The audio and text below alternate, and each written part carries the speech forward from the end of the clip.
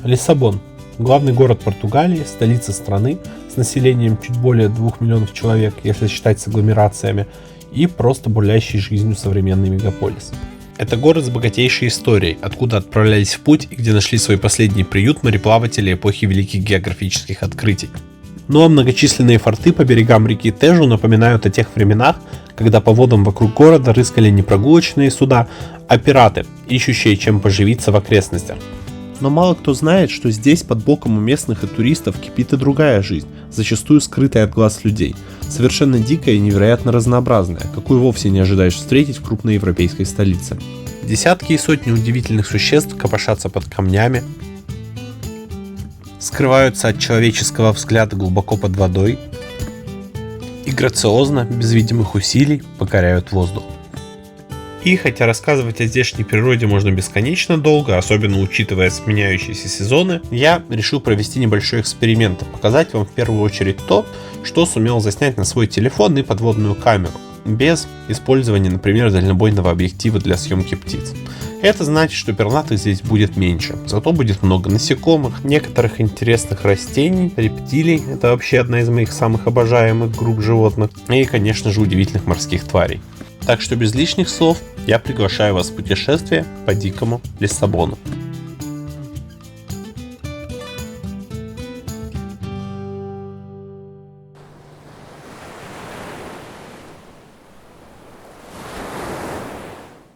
Хотя Лиссабон это приморский город, большинство подходящих мест для дайвинга находится примерно в часе езды от него, ведь в мутном эстуаре реки Тежу особо не поныряешь. Одно из таких мест — это маленький приморский городок Сизимбра, и забегая вперед скажу, здешний дайвинг удивил даже меня, но обо всем по порядку. Одно из самых лучших мест для дайвинга в Португалии — это приморская деревенька под названием Сизимбра, так как здесь, как вот видно за моей спиной, по этому щиту находится морской заповедник, где частично запрещена рыбалка и другие человеческие активности, а значит живности много, она не пуганая и отлично себя чувствует. Увидеть ее можно очень легко, буквально вот прямо здесь за моей спиной. Так, давайте же это и сделаем. Для погружения в здешний подводный мир я выбрал дайв-центр Мегадайв Сизимбра и всем рекомендую сделать точно так же. Именно благодаря его гидам, не только четким и отзывчивым, но потрясающим специалистам по местной фауне, я и сумел увидеть столько крутого зверя всего за 4 погружения. Отдельное спасибо Клавдии, без нее, вероятно, у меня бы не было и половины тех кадров, которые вы сейчас увидите. Claudia, can you tell me why everyone should dive in Sesimbra? Thank you. Because we have lots of life, different life. You can find a sort of stuff like some medium fish like the mola mola, the John Dory. You have lots of octopus, cuttlefish, Nudibranchs, moray hills. What? Nudibranchs? Nudibranchs, yes. a lot of species here, like more than 30 different ones.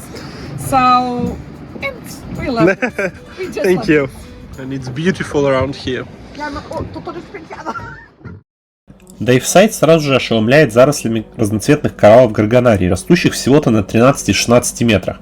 Это довольно удивительно. Обычно горгонарии не зависят от цвета, так как у них нет симбиотических водорослей, но предпочитают более холодную воду на больших глубинах. Однако, видимо, здешние температуры им прекрасно подходят и на мелководье. А на некоторых ветвях еще и виднеются удивительные создания, напоминающие этакий живой фрактал.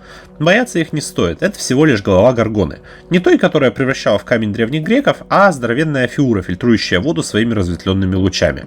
Ее более обычные собратья здесь тоже встречаются. Сидят по углам и не отсвечивают, опасаясь стать добычей рыб и ракообразных. Здесь к ним примостился еще и морской огурец.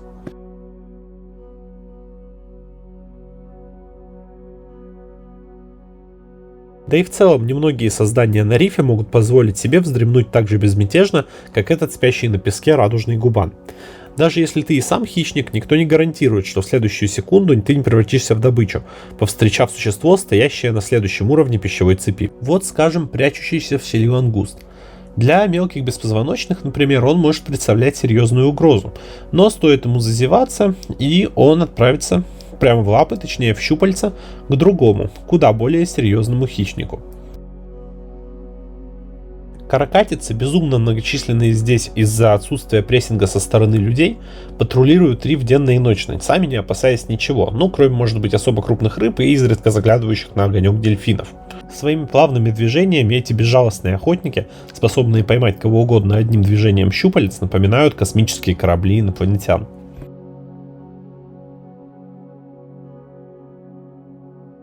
Ну а на дне хозяйничают их не менее умные и хищные родственники – осьминоги.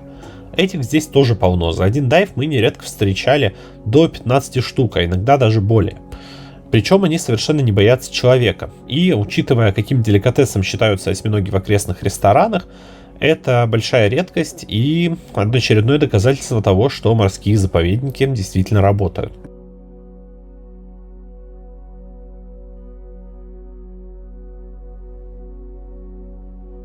Неудивительно, что многие морские существа укрепляют линии обороны как только могут. Вот, например, рак-отшельник засадил свой дом симбиотическими анимонами. Стоит кому-нибудь попробовать это проглотить, и он тут же поймет, что данное блюдо для него слишком острое, получив ожог от стрекательных клеток актиний. По тому же принципу действуют и яркие голожаберные моллюски.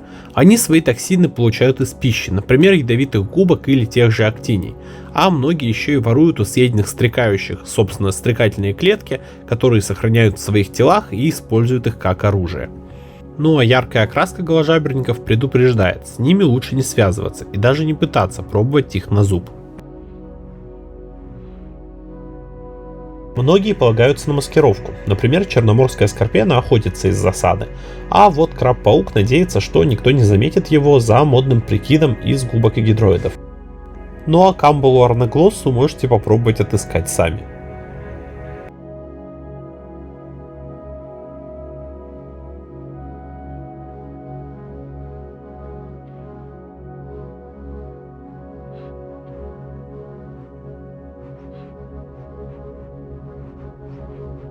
Здесь из каждой щели на вас могут взглянуть любопытные глаза, и неважно, будет это огромный угорь-конгер, скрытный морской налим,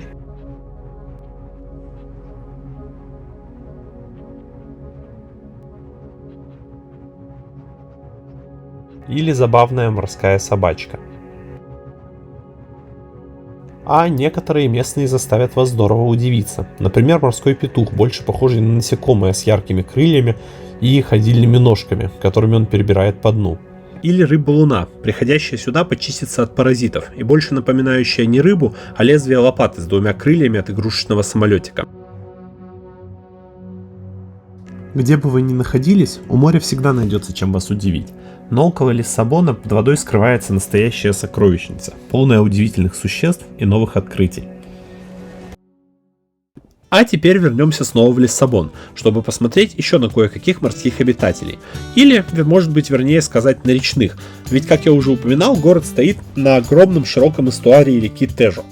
Эта река – один из символов города, и она является не только местом, где люди рыбачат, занимаются яхтингом, отдыхают, купаются и хорошо проводят время, но еще и уголком дикой природы посреди мегаполиса. Когда-то это было совсем не так, ведь река была очень сильно загрязнена фекальными стоками из канализации и отходами промышленности. Собственно, речь здесь идет о 80-х годах прошлого века.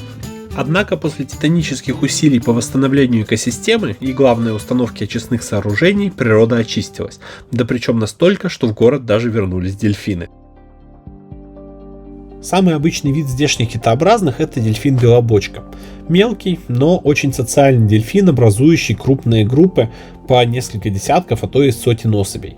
Они очень игривые и, видя моторку, идущую на подходящей скорости, всегда подойдут к ней, чтобы поиграть в течениях, создаваемых ее носом.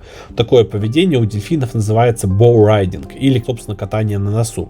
Есть здесь и другие виды, например, афалины, регулярно заходящие в теплые и богатые пищей эстуарии для рождения детенышей. В частности, их привлекает обилие каракатиц, внутренние раковины которых можно во множестве найти на берегу после любого хорошего шторма. Встречаются здесь и морские свиньи, признанные в Португалии вымирающими, а еще реже в эстуарий заходят крупные киты, наподобие финдалов и сейвалов. В этот раз из городской фауны Тежу мне удалось заснять только белобочек. Даже для Афалин я использовал видео с прошлого приезда. Но кто знает, может быть вам повезет больше, и вы заснимете не только дельфина, но еще и русалку в придачу. Чтобы это случилось, рекомендую вам компанию CEO Tours. Ее инстаграм вы сейчас увидите на экране. А нам же с вами пора отправляться на сушу.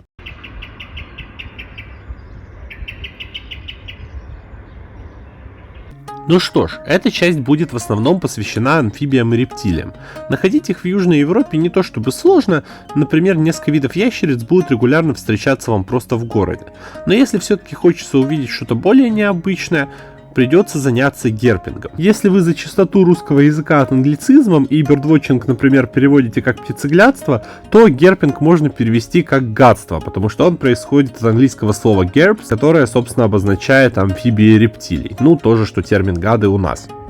Вообще, герпингом занимаются гораздо меньше людей, чем бёрдингом, и это неудивительно, потому что обычно, переворачивая камень, ты обнаруживаешь что-то, вот такое.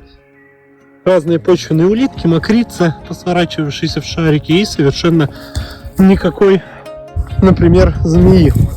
А занятие это достаточно тяжелое, неблагодарное, и чтобы что-то найти, нужно таких корней перевернуть зачастую не одну сотню. Зато вот жучок в гости прилетел. Похоже, кто-то из узконадкрылок, но точное название вы потом увидите на экране.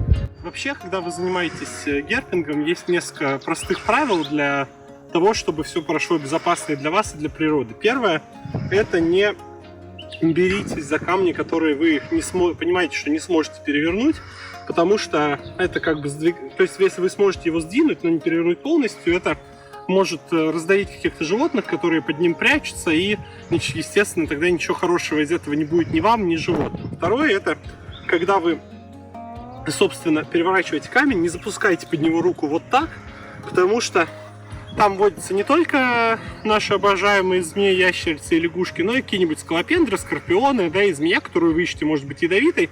Поэтому, если вы засовываете руку под камень вот так, то, скорее всего, вас за нее рано или поздно кто-нибудь цапнет. Всегда беритесь за бревно, камень или что вы там собираетесь перевернуть, только сверху.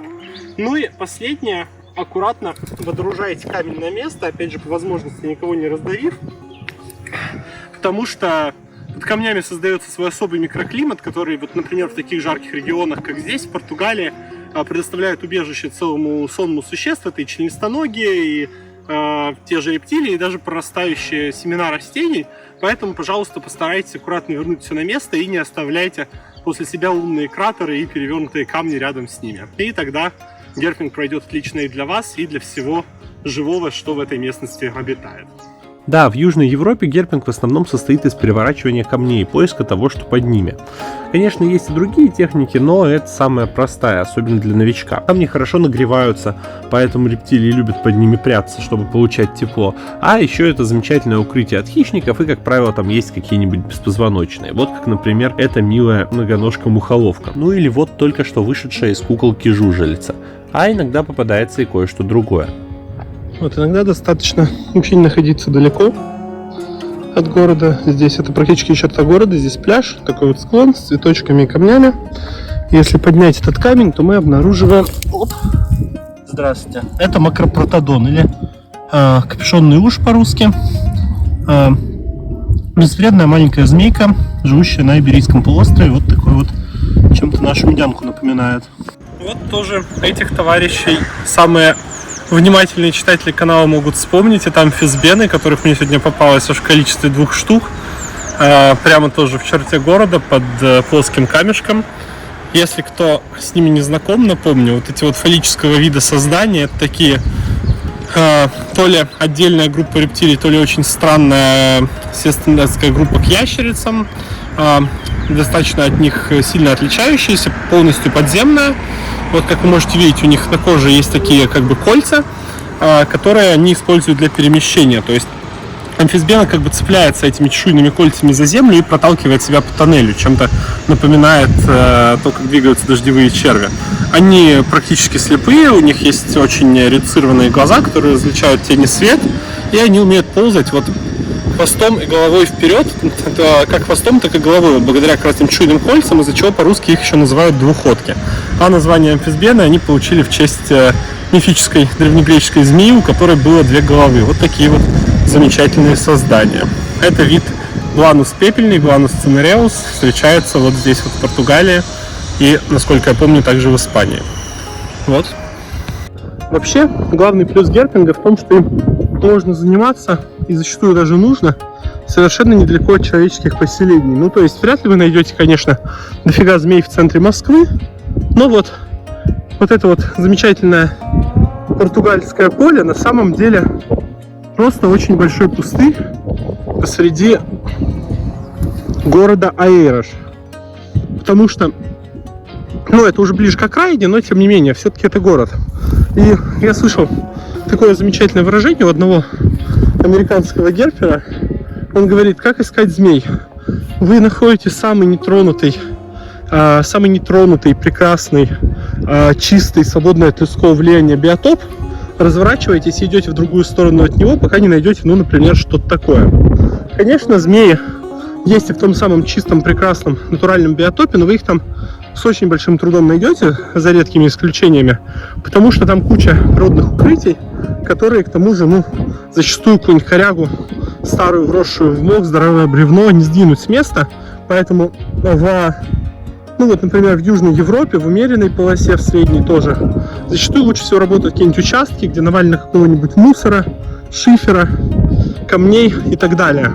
То есть тут плотность змей в средней и ниже, им главное, чтобы было укрытие и на кого охотиться, а в таких местах обычно есть ящерицы и грызуны, а вот найти их гораздо легче. То есть вот под такими, например, что это вообще, я не знаю, но какие-то куски стройматериалов, в общем, зачастую змеи попадаются. Вот эти я перерыл, там ничего кроме скалопендра жужелиц не нашлось, но вполне очень часто можно под такими штуками найти змей не одну и не 2 греющихся. Так что да, не всегда для того, чтобы найти крутую живность, требуется чистая нетронутая природа. А иногда и вот такие вещи находятся, даже из самих змей поблизости не видать. Свежая линька, не знаю кого, возможно, лазающего полоза, заменис скалярис, возможно, малполена, тут я не уверен, но змея явно довольно крупная, так что, скорее всего, кого-то из этих двух. А вот эта вот красавица была явно недовольна тем, что я ее выковырил из-под камня. Это жеронская медянка, Коронелла жерондика. Собственно, более западная и более южная родственница нашей обыкновенной медянки, Коронелла австриака. С медянками в России, по крайней мере, связана довольно интересная путаница. Так называют ящериц-веретенец из рода ангвис и змей из рода коронелла, и при этом часто считается, что медянка это какая-то ядовитая, страшно опасная змея. По крайней мере, в народе такое мнение очень распространено. Из-за этого бедных медянок, бедных веретенец, а также любую другую змею, которая не похожа на ужа или гадюку и имеет хотя бы что-то напоминающее медный оттенок, несчастно убивают лопатами, и это очень грустно, потому что на самом деле медянок 2, опять же, если вы находитесь в России, и на самом деле ни одна из них совершенно не ядовита. А раз уж вы выбрались на природу, не все же гнуть спину над тяжелыми камнями, можно и по сторонам посмотреть. Тем более, что вокруг очень красиво. Весной в Южной Европе все в буквальном смысле цветет и пахнет. Куча насекомых опылителей, да и сами растения не стоит оставлять без внимания. Некоторые из них очень даже интересны. Хотя орхидеи у большинства ассоциируются с тропиками, джунглями, на самом деле эта группа в Европе весьма распространена, особенно в Южной.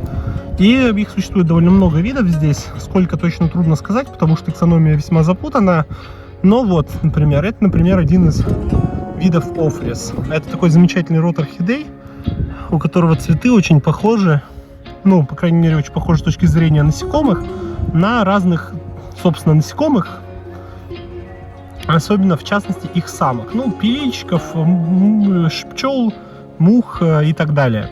Собственно, самец, видя такую орхидейку, пролетает мимо нее, думает, самка, и решает хорошенько так с ней пожужжать. После чего в процессе, извалявшись пыльцой, довольный собой, улетает. А затем где-нибудь видит такую же орхидею, история повторяется, и таким образом офрисы разносят свою пыльцу, передают свою пыльцу, собственно, между растениями, происходит опыление, а насекомые не получают ничего взамен, и они не тратят силы на производство нектара. Вот такие вот хитрые орхидеи. А здесь же, кстати, рядом с ними растет другой вид. Это не из того же рода, но тоже орхидея. Называется анакамптис. Анакамптис пирамидальный. Очень красивые цветы, их здесь довольно много. Вот все эти розовые палки, это, собственно, они. Сезон орхидных в Португалии начинается рано и продолжается довольно долго. Многие виды можно найти цветущими уже с середины февраля, а последние отцветают где-то в середине июня. Вообще, орхидные — это одна из моих любимых групп растений, хотя в ботанике я разбираюсь куда хуже, чем в зоологии. Не только из-за их интересного внешнего вида, но и из-за удивительных адаптаций. Например, многие, наверное, слышали про орхидеи с гигантскими шпорами, растущие на Мадагаскаре, в которые может проникнуть только один конкретный вид бражников и, собственно, их опылить. Да и вообще их взаимоотношения с другими организмами удивительно сложны для самого обычного на вид растения. Вот эта орхидея действительно довольно интересная. Она называется Лимодорум недоразвитый.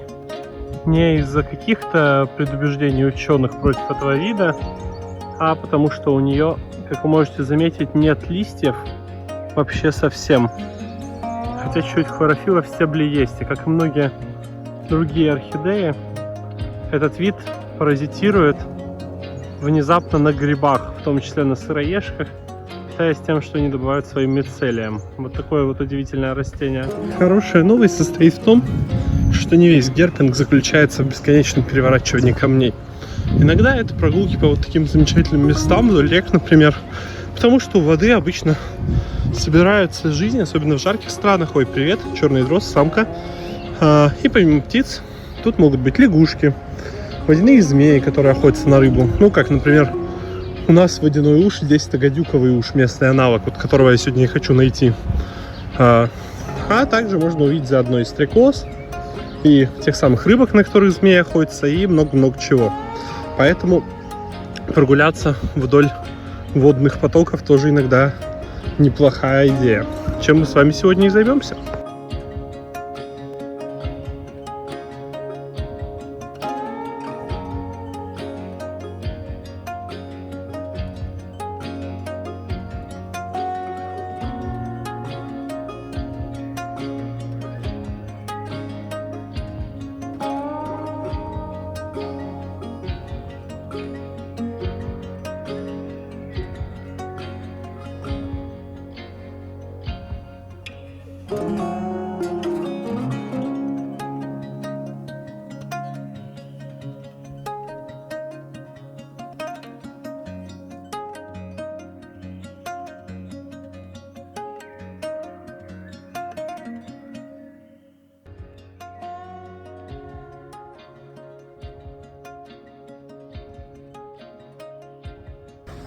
Ну или вот тоже герпинг. Оп. Иберийская лягушка, например. Тот же род, что наша зеленая, пилофилокс, с очень запутанной таксономией. Их тут не одна и не две, но сниматься они не особо хотят.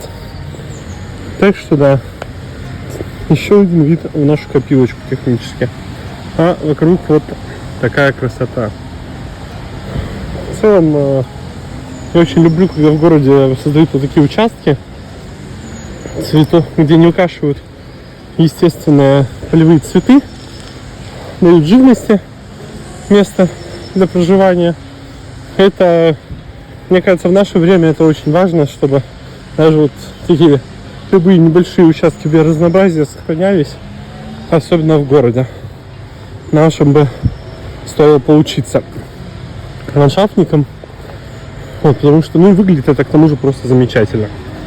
А вот тут повсюду летают, быстро-быстро трепеща крылышками, такие забавные создания, похожие на очень жирную пчелу или шмеля с хоботком от колибри.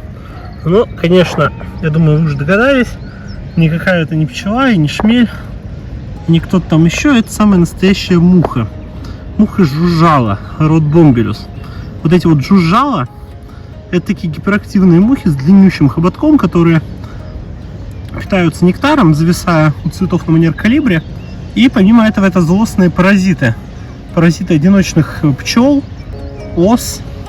Точнее, не сами мухи, они-то довольно безвредны, а вот их личинки, которые проникают, заботливо подготовленные гнезда одиночных ос и пчел, выедают там запасы еды, но в случае пчел это нектар, в случае ос это какой-нибудь парализованный паук, и саму личинку сжирают. Здесь их очень много, что нам косвенно говорит о том, что много и их хозяев, то есть пылителей. То есть, вот опять же, наличие в черте города такой более-менее природного луга с цветами, с кормовыми растениями, местных насекомых явно работает и на сохранение опылителей, раз такому количеству их паразитов удается на чем-то выживать. Вот еще один полетел.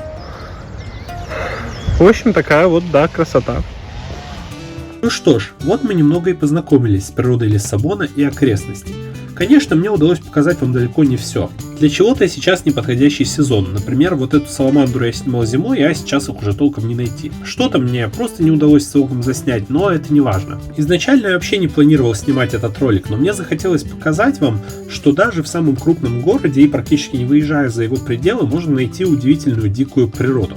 Это касается не только Лиссабона, а вообще практически любого места на Земле. Поэтому в следующий раз, выходя из дома, остановитесь на секунду у какого-нибудь газона, на котором еще не успели скосить траву, или прогуляйтесь по близлежащему парку. Я уверен, что вы увидите очень много интересного.